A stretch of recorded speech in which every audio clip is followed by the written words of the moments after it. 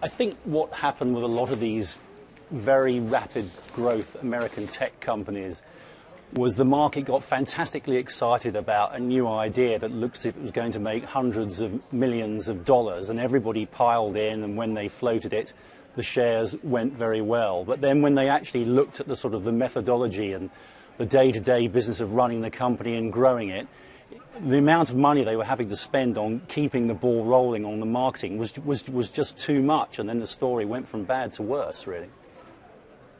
So a question that they don't have the infrastructure to do this, that really there are competitors who already have that infrastructure who can just tack it on to their business model.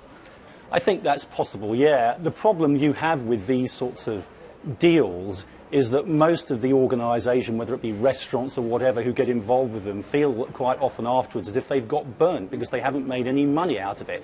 These value propositions where everyone naturally goes running when something is being offered on the cheap are all very well if you can keep them on as customers afterwards, but what's happened too frequently is that they've lost money on the deal and they won't want to go anywhere near it again. But the concern then is Mason leaving is not going to solve the problem, from what you're saying. I don't think it is. I mean, he's got his two founders left on the board there, and it was all very well, this kind of rather humorous, jokey departure letter, which in some ways is very laudable. At least he was sort of honest about the fact that it wasn't going very well, and he said he'd got fired.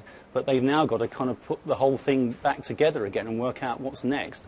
He's not, of course, the only float that we've seen for consumer product float, is he? I mean, we think really of the internet as going through a second phase of growth.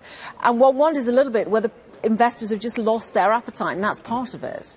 Well, I mean, it did get very, very frothy over the last few years. It started to feel like the famous internet bubble which burst 12, 13 years ago now. But I think, investors out there have got lots of cash and they're desperate to find something that looks promising that they can put it into. But I think this has been, a bit of a worrying story, really, and they might well be more careful in the future.